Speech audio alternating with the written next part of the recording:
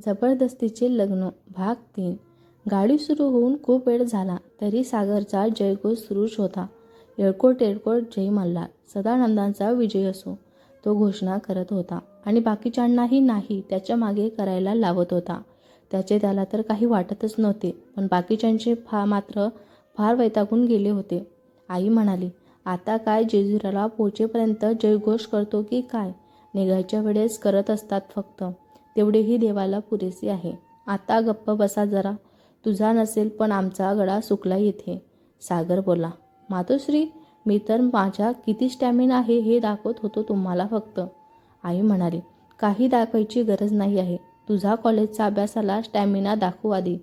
सागर बोलला, मातोश्री, तू का अशा आनंदाच्या क्षणाला अभ्यासात नाव काढून माझ्या हसऱ्या चेहऱ्यांवर दुःखांची गडद छाया पसरवतेस? 2 दिवसाने परत जातोय, तेव्हा वाटेल तेव्हाच सांग. पण आता अभ्यासाविषयी काहीही बोललीस तर मी तुला जेजुरीहून परत घेऊनच येणार नाही बघ. आई म्हणाली, मेल्या, तू काय मला घेऊन येशील नाही? तू जर यावेळेस चांगले मार्क्स घेऊन आला नाही ना, तर मीच तुझं शिक्षण बंद करून माझ्या मेसमध्ये तुला स्वयंपाकबाई म्हणून ठेवेल बघ. सागर म्हणाला, मातोश्री, तू तुझ्या फुलासारख्या नाजूक मुलाला चुलीच्या दुफाट्यात भाजीपोळी करायला ठेवणार आहेस की काय? भगवान, ये सुनने से पहिले मेरे कान के पर्दे जल क्यों नहीं गए? सागर कानावर हात ठेवत बोलत होता. पूनम म्हणाली, कानाचे पडदे जडत नाही, फाटत असतात. सागर म्हणाला, पण माझ्या कानाचे पडदे खूप मजबूत आहे बालिके, म्हणून त्यांना जाडावं लागतं, ते फाटणार नाहीत. आई, सागर दर्शनाला जायच्या वेळेस काही काय अभद्र बोलत असतो. तू फटके दिल्याशिवाय काही सुधारणार नाही. मला पोचू दे तिथे फक्त, मग बघ तुझी चांगली खबर घेते मी. अशीच सागर आणि मंगलाबाईंची तू मे चालत गाडी पुढं जात होती. बाकी सर्व त्यांचा संवाद ऐकून एन्जॉय करत हसत होते. असेच हसताना नंदिनी आणि राजची नजरानजर झाली. नंदिनीला तो तिच्या जवळ बसताना किती आडेवेडे घेत होता हे आठवले. तिने राजवर एक रागांचा कटाक्ष टाकला आणि पुन्हा पुढे पाहू लागली. राज मनातच म्हणाला, हिला काय झाले? आता तर मी काहीच बोललो नाही, असे रागाने का पाहिले हिने माझ्याकडे? हिला मी इथं तिच्या जवळ बसलो, याचा राग तर नाही आला असेल ना? राज आपले तर्क लावत बोलत होता. नीता म्हणाली, पूनम, तू काय सांगणार होती ग मला? पूनम म्हणाली, मी कधी सांगणार होती तुला? नीता म्हणाली, अगं मगाशी गाडीत बसताना बोललीस होतीस ना तू, तुला मला काहीतरी महत्त्वाचं सांगायचं ते, म्हणून मी इथे बसले ना. पूनम म्हणाली, अय्या ते तर मी काय सांगणार होती ते मलाच माहिती नाही, तुला काय सांगू? नीता म्हणाली, काय? पूनम म्हणाली, अगं म्हणजे मी विसरली या. सागरनी आईच्या बोलण्यात काय सांगत होती ते आता आठवल्यावर सांगेल नक्की. काय पूनम तू पण? नीता बारीक तोंड करून बोलत होती. गाडी पुढे जाऊ लागली तसे एक जण झोपेच्या अधीन होत होते, कारण एकतर सर्व खूप लवकर उठले होते आणि दुसरे म्हणजे पोचण्यास खूप वेळ लागणार होता. गाडी आपल्या वेगाने मार्गक्रमण करत होती. गाडीत साखरेने गाणे लावून दिले होते व तोही हलका झोपी गेला. त्या गाण्यांनी आणि बाहेरीत आत शिरणाऱ्या वाऱ्यांनी सर्व निद्रावस्थेत तो शांत प्रवास अनुभवत होते. अचानक राजच्या चेहऱ्यांवर हलके काहीतरी टोचत आणि उडत असल्याचे त्याला जाणवले. त्यामुळे त्याला जाग आली. त्याने किंचित डोळे उघडून पाहिले तर नंदिनीने लावलेल्या क्लचरमधून अर्ध जास्त केस निसटून ते हवेत हेलकावे खात त्याच्या चेहऱ्यावर मस्तपैकी उडत होते. त्या मनमौजी उडणाऱ्या केसांमुळे त्याला त्याच्या चेहऱ्यावर हलक्या गुदगुल्या जाणवत होत्या, पण तरीही ते एक लयीन तरंगत उडणारे, त्याच्या चेहऱ्याला स्पर्शून अंतःमनाला मोहून टाकणारे तिचे ते रेशमी मुलायम केस त्याला हवेहवेसे वाटत होते. जणू ते केस त्याच्या हृदयांच्या संगीतावर त्याचे मनमोहक नृत्य करत होते. त्याची नजर तिच्या चेहऱ्यावर गेली. ती आपल्या नयनरम्य पापण्यांचे पांघरून डोळ्यावर घेऊन निद्राधीन झाली होती. तिच्या त्या मऊ मुलायम गोऱ्या गालावर ब्लशची किंचित गुलाबी छटा अजूनही टवटवीत होती, त्यामुळे तिचे आधीन आकर्षक असणारे गाल आधीच आकर्षक वाटत होते. तिच्या त्या पाकडी समान नरम ओलसर ओठांना काही खट्टाळ मऊ केस आरूढ झाले होते, जे बाहेरून आत शिरणाऱ्या निभरिया वाऱ्याने ओठांपासून विलग व्हायला तयार नव्हते. त्याला त्या केसांचाही हेवा वाटत होता. किती अलगदपणे ते तिला स्पर्श करू शकत होते. तो हरवला होता तिच्यात. तिचे उडणारे रेशमी केस, ते गुलाबी आकर्षण गाल आणि तिचे ते गुलाबांच्या पाकळी समान ओठ, त्याला आकर्षक करत होते. तिच्या त्या मनमोहक रूपाने तो घायल झाला होता. तिच्याजवळ बसल्याने तिचा स्पर्श त्याच्या शरीराला होत होता. तिच्या हलक्या स्पर्शानेही तो शहारत होता. तुझे हे मनमोहक रूपी साजनी, त्यावर धुंद ही छटा, गुलाबी घायल झालो. रूपणयात या जडला हा जीव, अंतरी तुझ्यात असा हा श्वासतही तू. तिला पाहतच मनात तो कवितेचा 4 ओळी पुटपुटला. तोच गाडीच्या स्पीड ब्रेकरमुळे ब्रेक लागल्याने थोडा झटका बसला आणि तो त्याच्या हरवलेल्या बेधुंद विचारातून बाहेर आला. त्याला तिचे बोललेले शब्द आठवले. तुला मी आधीच सांगितलंय, तुझा माझ्यावर काहीच हक्क नाही आहे. पुन्हा मला हात लावायचा प्रयत्न जरी केला ना, तर त्याचे परिणाम खूप वाईट होतील, एवढं लक्षात ठेव. ते शब्द आठवताच गालावर एक जोरांची चपकार बसावी व एका रमणीय स्वप्नातून खडबडून जाग यावी असे त्याला झाले. तो अजूनही तिच्याकडे पाहत होता. त्याला तिला पाहायचे नव्हते, पण लाख प्रयत्न करूनही तो स्वतःला तिला पाहण्यापासून रोखू शकत नव्हता. जणू बुद्धी जे हृदयाला पटू पाहत होती ते हृदयाला पटवून घ्यायचेच नव्हते. तिच्या हळूवार उडणाऱ्या केसात तो गुंतला होता. गाडीत गाणे सुरू होते. कैसे बताए क्यों तुझको चाहे, यारा बताना पाए बातें दिलों की, देखो जो बाकी आके तुझे समझाए तू, तू जाने ना, तू जाने ना. झटक्यामुळे तिचा चेहरा थोडा त्याच्याकडे वळला होता. आता तिचा चेहरा अगदी त्याच्या चेहऱ्याजवळ होता, पण जवळ असूनही ती खूप दूर असल्याची जाणीव त्याला होत होती. तो तिच्या हक्कांच्या सोबत असूनही तिच्यासाठी मात्र तो कोणीच नव्हता. तिच्या हृदयात त्याच्यासाठी कोणते स्थान नव्हते. ती त्याची अजूनही त्याची नव्हती. मिलके भी हम ना मिले, तुमसे न जाने क्यों, मिलो के हे फासले, तुमसे न जाने क्यों, अनजाने हे सिलसिले, तुमसे न जाने क्यों, सपने हे पलको तले, तुमसे क्यों जाने क्यों. अजूनही केसांच्या लांब बटा तिच्या चेहऱ्यासोबत त्याच्याही चेहऱ्याला हळूवार स्पर्श करून जात होता. त्याला तो तिला बघायला गेला होता तो दिवस आठवला. तेव्हा तिच्या बोलक्या डोळ्यात तिच्या मधुर वाणीत तो हरवला होता. तिच्या त्या निरगस बोलण्यामुळेच तर पहिल्यांदा नजरेत त्याच्या हृदयाला प्रेमाची चाहूल मिळालेली होती. जाने तेरी आखे ती, पण तिला तो नको होता. तिला त्याच्या भावना कधी जाणवल्याच नव्हत्या. तिला डिवोर्स हवा होता.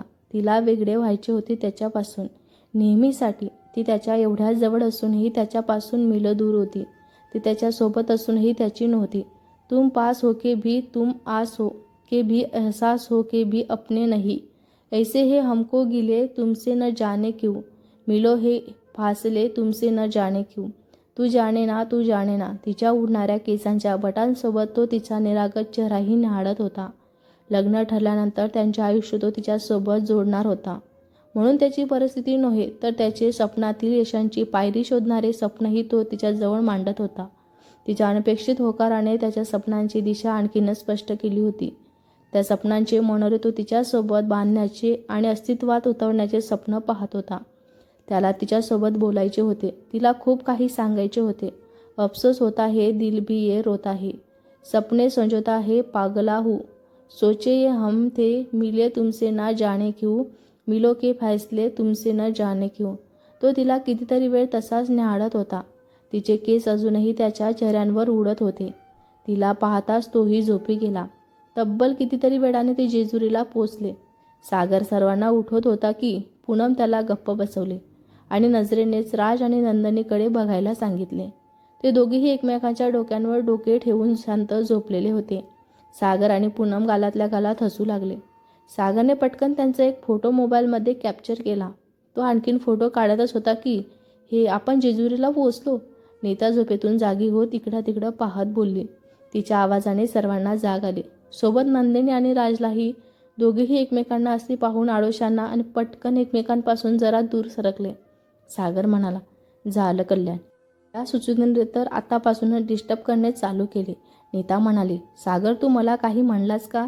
सागर म्हणाला, नाही, मी तर सर्वांनाच म्हणालो उतरा लवकर, नाहीतर इथूनच जेजुरी दर्शन करावे लागेल, गर्दी वाटली तर.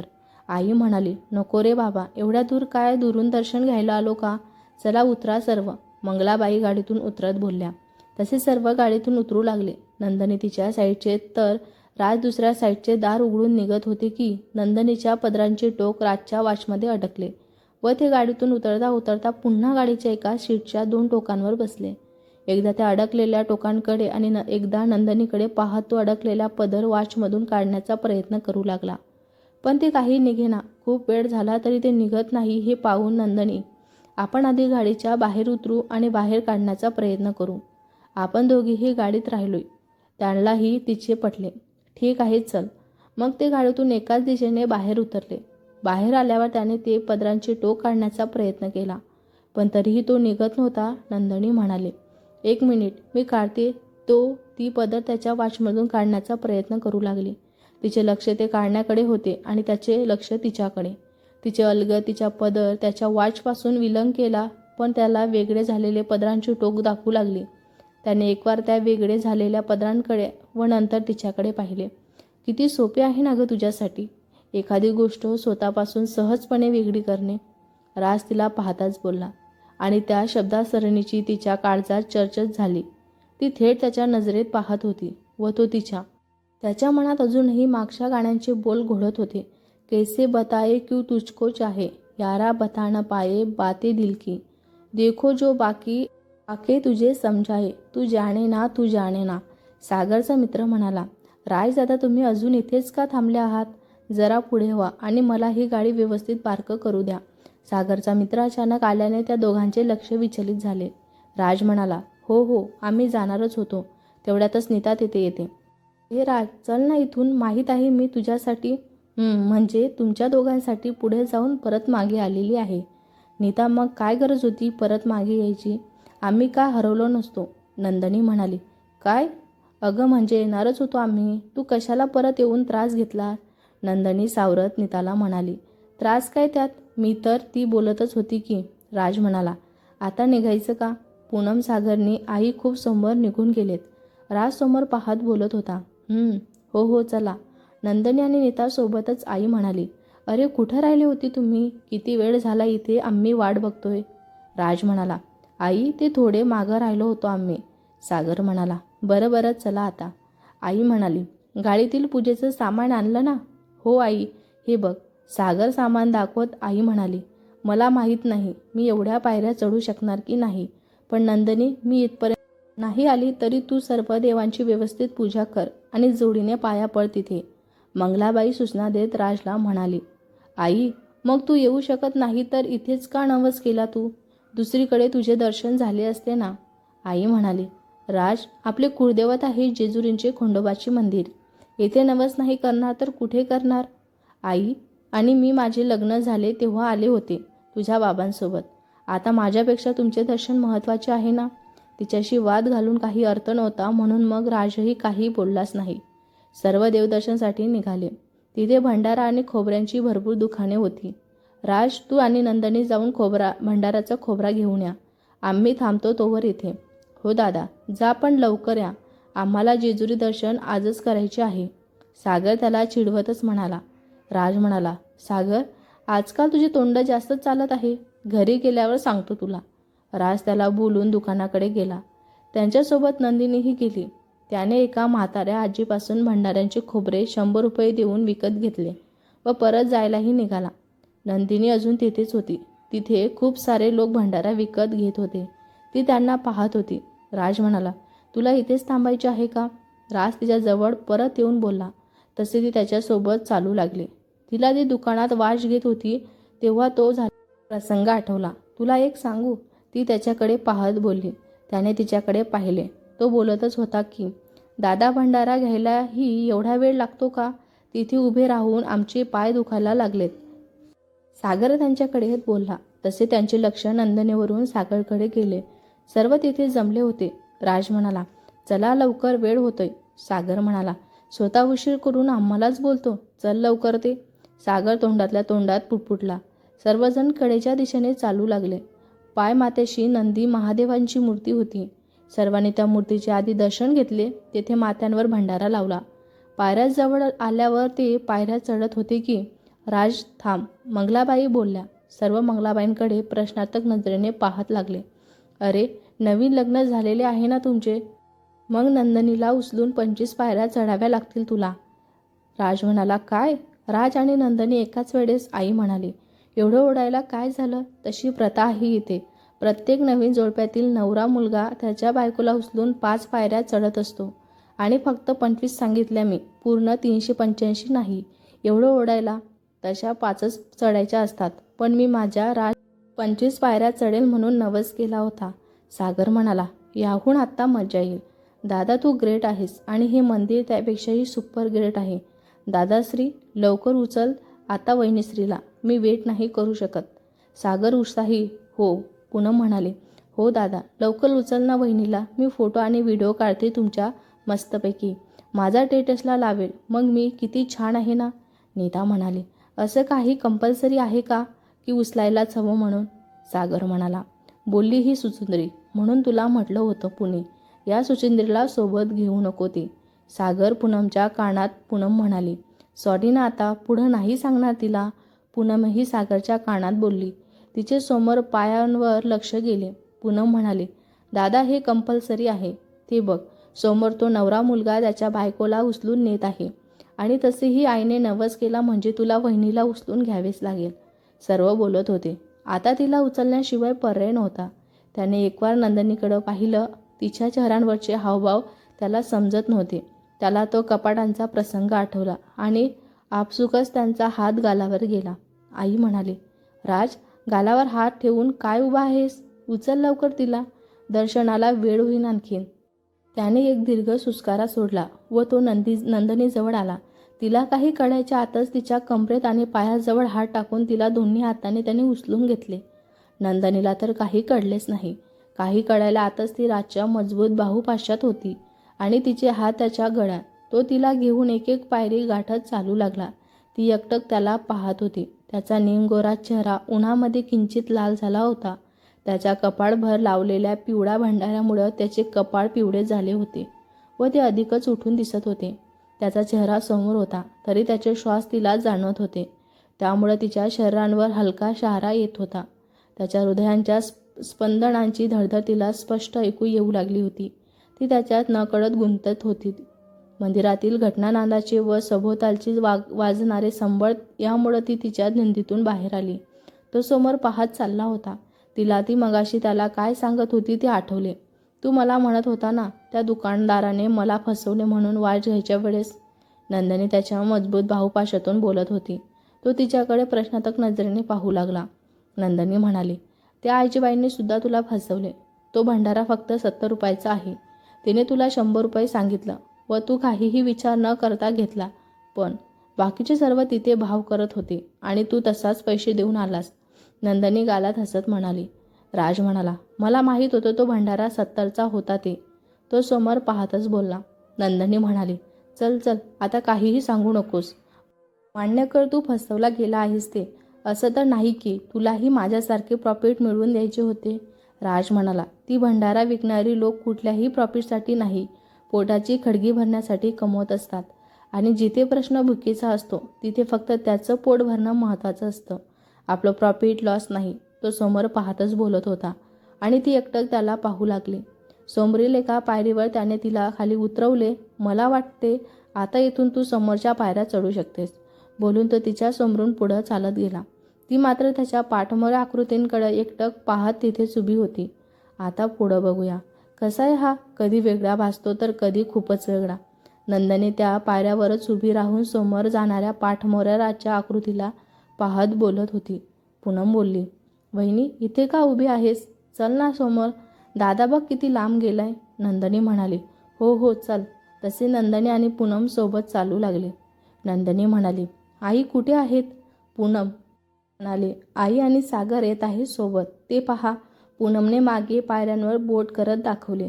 सागर मंगलाबाईंचा हात धरून तिच्यासोबत बोलत चालत येत होता. मधामधामध्ये मंगलाबाईंच्या हातांचे धपाटेही खात होता. पाहून नंदिनी म्हणाली, खूप काळजी घेतो हा सागर आईंची. पूनम म्हणाली, काळजीही घेतो आणि छळतोही. असंच आईला. घरी असला तर दिवसभर बोलून बोलून पिळतो तिलाही आणि मलाही. फक्त राजदादाला थोडा भीतो. नाहीतर सागर कसलाही 1 मिनिट सुद्धा घर शांत नसतं. नंदिनी म्हणाली, तो तुझ्यापेक्षा मोठा आहे ना, मग तू सागर का म्हणतेस त्याला. नंदिनी पायऱ्या चढत पूनमला म्हणाली. पूनम म्हणाली, तोच बोलतो मला. मला दादा म्हणू नको ते. दादा म्हटलं की मला खूप ओल्ड असल्याची फिलिंग येते म्हणे. म्हणून लहानपणापासूनच मला सागर म्हणून हाक मारण्याची सवय आहे. नंदिनी म्हणाली, अच्छा. नंदिनीला समोर राज आणि नीतासोबत चालताना दिसतात तशा नंदिनीच्या कपाळांवर आठ्या पडतात. नंदिनी म्हणाली, पूनम ही नीता राजची मैत्रीण आहे का? नंदनी समोर त्या दोघांना पाहतच विचारते. पूनम म्हणाली, नाही ग वहिनी, ती तर आपल्या शेजारी राहते. ती जोशी काकू पाहिली ना, तू जी सत्यनारायणच्या पूजेच्या दिवशी प्रत्येक गोष्टीत काही ना काही खोट काढत होती, तिची मुलगी आहे ती. पूनम माहिती पुरवत नंदनीला म्हणाली, ही राजपेक्षा लहान आहे ना, मग ती त्याला नावाने का हाक मारते? नंदनीसोबत त्यांच्याकडे पाहत पूनम म्हणाली, ती तर लहानपणापासूनच राज म्हणून हाक मारते त्याला. पूनम पण आता तर तुझ्यासोबत होती ना, लगेच पुढे पण गेली. नंदनी त्यांना सोबत पाहून मनात दात ओठ खात होती. हो, ती म्हणत होती की तिला दादाजवळ या मंदिराविषयी जाणून घ्यायचे आहे. ते दादा हिस्ट्रीत खूप चांगला आहे ना म्हणून. नंदनी म्हणाली, अच्छा, चल मग आपणही त्यांच्याजवळ जाऊ लवकर.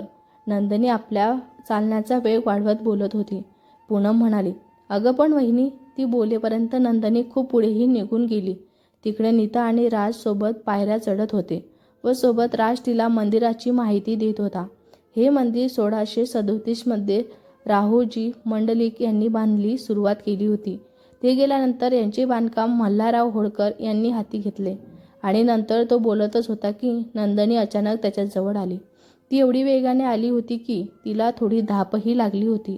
ती अशी अचानक जवळ आल्याने राज आणि नीता तिच्याकडे प्रश्नार्थक नजरेने पाहू लागले.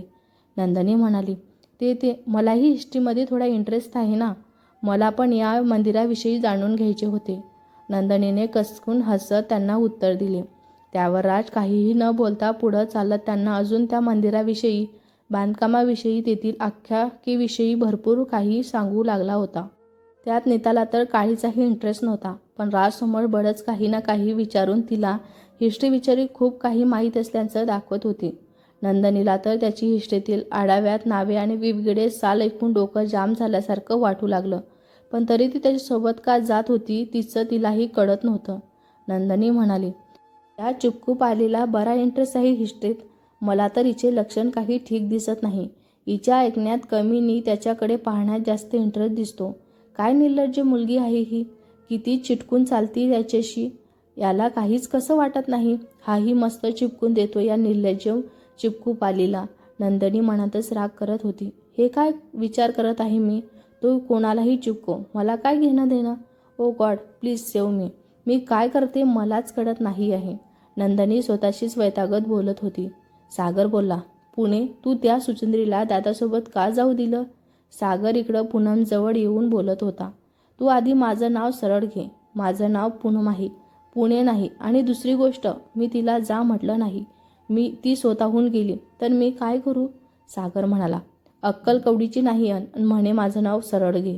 आपण येथे दादाला वहिनीसोबत टाईम मिळावा म्हणून आलोय आणि तू त्या सुचिंद्रीला दादासोबत सोडून आलीस. आधी डोक्यांचा वापर करणं शिक ना. पूनम म्हणाली, तू खूप जास्त बोलतोय या सागर. यात काय माझं डोकं आलं? तुला एवढंच डोकं असेल तर जा आणि त्या नीता दिदीला दादापासून दूर करून माझ्याजवळ आण. सागर म्हणाला, तू मला ऑर्डर देऊ नकोस. मला माहीत आहे काय करायचं आणि काय नाही ते. विसरू नकोस, मी तुझा मोठा भाऊ आहे ते. पूनम म्हणाली, हो हो, जा आधी करून दाखव मग बोल. मला पण पाहू दे तू किती डोक्यांचा वापर करतो ते. सागर म्हणाला, असं आहे तर बघ आता मी काय करतो ते. तू आईसोबत ये, तोपर्यंत मी ही खीड जिंकून येतोच. पूनम म्हणाली, हो जा लवकर, पण मंदिरात पोहोचायच्या आधी तू हे केलंच पाहिजे. फिल्म चॅलेंज एक्सेप्ट बालिके. Now just wait watch. ती पुढच्या 5 मिनिटात तुझ्याजवळ असेल. आई म्हणाली, तुमच्या दोघात काय चालू आहे एवढ्या वेळाचं? चल पटकन, तुमच्या मागून येणारे समोर गेलेत. पूनम म्हणाली, हो आई चल ना. सागर फास्ट जाऊ राज, नंदनी आणि नीता होते तिथे पोचतो. राज म्हणाला, काय आहे सागर, थोडा हळू चाल ना. एवढा फास्ट का आलास? आई आणि आईला एकटं का सोडलं? सागर बोलला, आई कुठं एकटी आहे? पूनम आहे ना तिच्यासोबत. ते मला नीतू दीदीसोबत थोडं बोलायचं आहे म्हणून एवढ्या फास्ट आलोय मी. नीता म्हणाली, आता तुला काय बोलायचं आहे माझ्यासोबत? सागर आणि 1 मिनिट, तू मला नीतू दीदी म्हणलास. सागर म्हणाला, तू आधी माझ्यासोबत चल, एक महत्त्वाचं सांगायचं आहे तुला. सागर नीताचा हात पकडून तिला घेऊन खाली पायऱ्या उतरू लागतो. नीता म्हणाली, सागर आपण खालून वर जातोय, वरून खाली नाही. दर्शन व्हायचे आहे आपले अजून. सागर म्हणाला, तुला पूनमला काहीतरी महत्त्वाचे सांगायचे आहे, त्यासाठी तिने बोलावलंय तुला. नीता म्हणाली, पण ती वर येईल ना तेव्हा बोलेल ना मी तिच्यासोबत. सागर म्हणाला, नाही, तिला खूप अर्जंट बोलायचे आहे. सागर तिला घेऊन खाली पायऱ्या उतरत बोलला. अरे पण ती बोलेपर्यंत पायऱ्या उतरून ते पूनमजवळ आलेच. नीता म्हणाली, पूनम, काय बोलायचे आहे तुला? तुझ्यासोबत होती तेव्हा तर काहीच बोलली नाही. आता पायऱ्या उतरून परत बोलावलंस. एवढं काय महत्त्वाचं बोलायचं होतं तुला? नीताने वैतागून विचारले. पूनम म्हणाली, मला तर काहीच नव्हतं बोलायचं. नीता म्हणाली, काय? नीता दोन्ही भुवया चिटकवून आई म्हणाली, काय इथे गप्पा मारत बसले तुम्ही? चला लवकर. आणि सागर, काय तू खालच्या वर वरचा खाली काय करतोय? हा खेळ चालू आहे का? चल पटकन. माझा पायाचा त्रास अजून तुमच्यापेक्षा वेगाने चालते मी. मंगलाबाई तसे सर्व सोबत चालू लागले. नीता म्हणाले, सागर, हे तू योग्य नाही केलंस. सागर म्हणाला, अगं नीतू दीदी, पूनमने खरंच बोलावलं होतं तुला. तिला तुला काहीतरी सांगायचं म्हणत होती. नीता म्हणाली, काय सांगायचं होतं प्रिया तुला? गाडीत पण काहीतरी सांगायचं होतं ना तुला? पूनम म्हणाली, नीता दीदी, आता नंतर सांगेल ते. आता सध्या दर्शन महत्त्वाचे आहे ना. ते बघ, आई पण आपल्यापेक्षा पुढं निघून गेली. चल फास्ट. तिकडं नंदने आणि राज सोबत चालत होते. दोघांनाही एकमेकांसोबत काय बोलावं ते कळत नव्हतं. एक ऑकवर्ड फील पसरलेला होता त्यांच्यात. तुला हिस्ट्रीमध्ये खूप काही इंटरेस्ट आहे ना? नंदनीने काहीतरी विचारायचं म्हणून विचारलंच. राज म्हणाला, नंदनी म्हणाली, आणखीन कोणत्या विषयावर तू बोलू शकतेस? राज म्हणाला, बस फक्त हिस्ट्री. राजही जेवढ्याच तेवढं बोलत होता. तुला एवढी कशी का माहिती हिस्ट्रीची? माझ्या माहितीप्रमाणे तू तर कॉमर्स हिस्ट्रीमध्ये होता ना? राज, बस असंच. नंदनी म्हणाली, ही काय एक्झाम चालू आहे का? हा जेवढ्याचं तेवढं उत्तर देतोय. ती निर्लज्ज चिपकूपाल होती तेव्हा किती बोलत होतास हा? आणि माझ्याजवळ जसा काय शब्दांचा दुष्काळ पडला त्याच्याजवळ. नंदनी मनातच बोलत समोर चालत होती.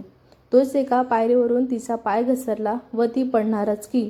राजने तिला एका हाताने धरून दुसरा हात तिच्या कमरेजवळ टाकून तिला घट्ट पकडले.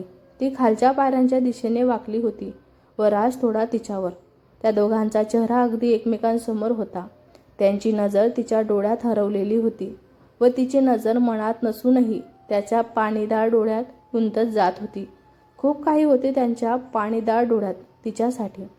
तेच कदाचित तिला त्याच्या नजरेत गुंतवण्यासाठी भाग पाडत होते. त्या क्षणी जणू साऱ्या जगांचा त्या दोघांनाही विसर पडलेला होता. येणाऱ्या जाणारे लोक त्यांना पाहत होते, पण त्यांच्याशी त्यांना जणू काही घेणं देणंच नव्हतं. त्यांच्या नजरेत गुंतलेली तिची नजर प्रयत्न करूनही हटायला तयारच नव्हती. एवढी तल्लीन झाली होती ती की थोड्या वेळापूर्वीच आपण पडणार होतो याचंही तिला भान नव्हतं.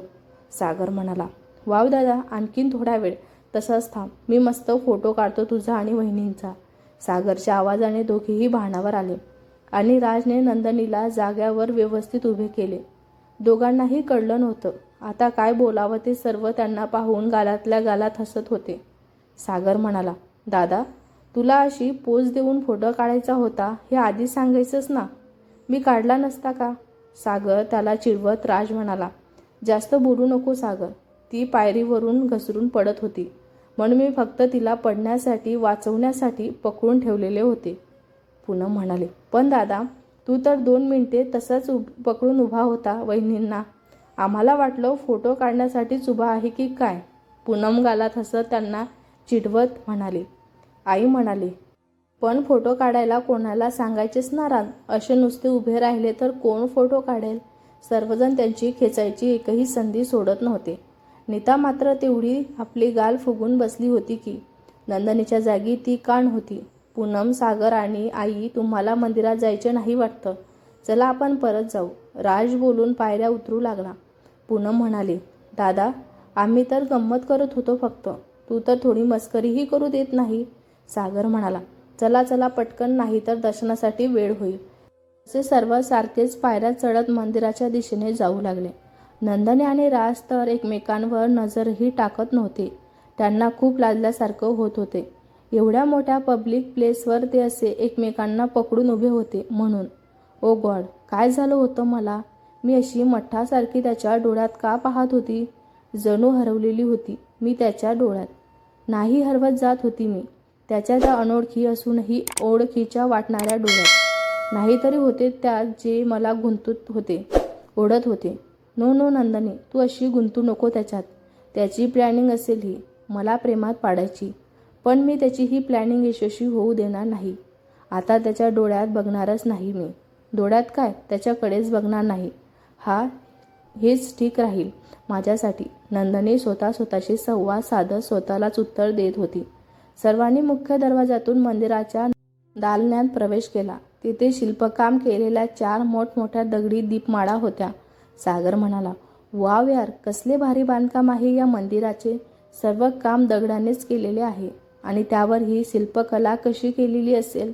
पूनम म्हणाले, तेच तर त्यावेळची कला होती. आताच्या इंजिनिअरिंग करणाऱ्यांचं डोकं कधीच चालणार नाही. सागर म्हणाला, तू मला टुमणं मारतेस काय. सागर पूनमकडे बारीक डोळे करत बोलत होता. नीता म्हणाली, हे देवा, तुम्ही दोघे इथे पण सुरू झाले. तुमचं खरं काहीही होऊ शकत नाही. नीता वैतागत बोलत होती. सर्व मंदिर भंडाऱ्याने माखून गेलेले होते. जागोजागी भंडाऱ्याची उधळण होत होती. जणू जेजुरी सोन्यानेच मडवल्यात दिसत होती. त्यातील माणसेही त्या पिवळ्या भंडाऱ्यात न्हावून निघत होती. सर्व वातावरण भक्तिमय झालेलं होतं. खंडोबांचा जयघोष सुरू होता. तेथील शिलेत तेल जाळण्यावर सर्वांनी रांगेत लावून मंदिरात खंडोबाचे दर्शन घेतले. गर्दी जास्त नसल्याने लवकरच त्यांचे दर्शनही झाले होते. मंगलाबाईने नंदनी आणि राजला तेथे जोडीने पाया पडायला लावले. राज मनातच म्हणाला, देवा खंडोबा, माझ्या कुटुंबावर तुझी कृपादृष्टी अशीच राहू दे. त्यांच्यावर कोणतेही संकट येऊ देऊ नको आणि आलेच तर ते आधी माझ्या छातीला भिडून गेले पाहिजे. त्यांना आता कसलेच दुःख देऊ नको देवा. आणि नंदनी माझ्यापासून कायमची दूर झाल्यानंतर जिथे जाईल तिथे तिला अपेक्षितरित्या सर्व गोष्टी मिळू दे. ती माझ्यासोबत आनंदी नाही, पण पुढे तिच्या जीवनात जो कोणी येईल त्याच्यासोबत तिला नेहमी आनंदी ठेव. दुःखांचे सावटही तिच्यावर पडू देऊ नको. ती ज्या क्षणी माझ्यापासून दूर जाईल त्या क्षणाला सामोर जाण्यासाठी माझ्याच धाडस दे. नंदनी मनातच म्हणाली, मी काय करत आहे मलाच कळत नाही देवा. चूक बरोबर सर्वात माझी तारांबळ उडालेली आहे. पण ज्या नात्याचा पायाच खोट्यांचा कमकुवत विटांनी रचलेला, त्यावर नात्यांची मजबूत इमारत मी कशी उभी करू. हे नाते मी कधीच स्वीकारू शकणार नाही. मला हे खोट्याने बांधलेले गेलेले कमकुवत नाते नकोय देवा. पण तरीही मी कदाचित गुंतून जाते या नात्यात. मला शक्ती दे की हे नाते तोडायच्या वेळेस मी त्यात गुंतून कमजोर पडू नये. दोघांनी देवांसमोर हात जोडले व त्या क्षणी पिवळ्या भंडाऱ्यांची खूप मोठी उधळण दोघांच्याही अंगावर झाली. त्या भंडाऱ्यामुळे दोघांही पिवळसर झाले होते. कदाचित त्या खंडोबांचा त्यांच्यासाठी हा आशीर्वाद असावा. खंडोबारायांचे देवदर्शन झाल्यानंतर सर्व परत जायला माघारी फिरले. दर्शनामध्ये त्यांची काही म्हणताही खूप वेळ निघून गेला होता. तेथेच थोड्या अंतरावर सर्वांनी जेवण केले व परतीच्या प्रवासाला सुरुवात केली. यावेळेस मात्र राज समोरच बसला. त्याला पुन्हा नंदनीमध्ये स्वतःला हरवायचे नव्हते. तिच्यापासून कायमचे दूर होण्यासाठी त्याला तिच्यापासून दूर राहणे गरजेचे वाटत होते. आणखी तिच्या स्वतःला गुंतून त्याला स्वतः कमजोर पडू द्यायचे नव्हते. दोघांनीही एकमेकांपासून दूर जायचा आशीर्वाद मागितलेला होता. कारणे वेगवेगळे असले तरी मागणे तर एकच होते ना. पण वेळेच होते ते. जी गाठ साक्षात देवाने बांधली तीच गाठ त्याला तोडायला सांगत होते. स्वतःच बांधलेली षटजन्माची पवित्र गाठ तो देव तरी कसा तोडेल. आता खंडोबांचा हा आशीर्वाद त्यांच्या नात्याला नवीन कुठले वळण देईल का, ते तर येणारी वेळच दाखवणार होती. भेटूया पुढच्या भागात. हा भाग तुम्हाला कसा वाटला कमेंट करून नक्की सांगा. व्हिडिओ आवडला असल्यास लाईक करा, शेअर करा. नवीन असाल तर चॅनलला सबस्क्राईब करा. धन्यवाद.